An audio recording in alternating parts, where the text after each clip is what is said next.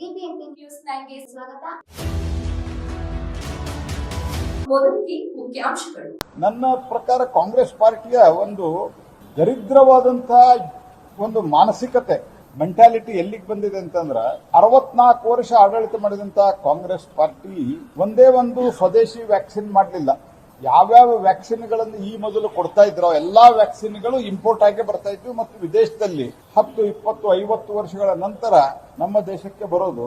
ನಾವು ದೇಶೀಯ ವ್ಯಾಕ್ಸಿನ್ ಅನ್ನು ಡೆವಲಪ್ ಮಾಡಿ 240 ಡೋಸ್ಗಳನ್ನ ಕೊಟ್ಟಿವಿ. 140 ಡೋಸ್. ಸುಮಾರು 110-120 ಕೋಟಿ ಜನ ಇದನ್ನ ತೆಗೆದುಕೊಂಡಿದ್ದಾರೆ. 150 ದೇಶದಲ್ಲಿ ಇದನ್ನ ಕೊಟ್ಟಿದ್ವಿ.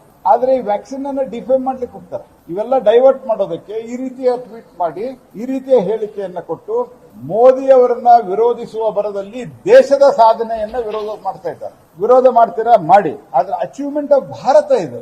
ಒಂದೇ ಒಂದು ವ್ಯಾಕ್ಸಿನ್ ಬಂದಿರಲಿಲ್ಲ.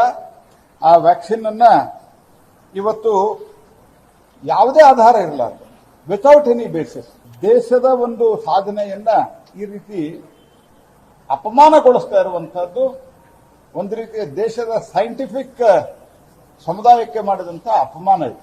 ಇದನ್ನು ನಾನು ತೀವ್ರವಾಗಿ ಖಂಡಿಸ್ತೀನಿ.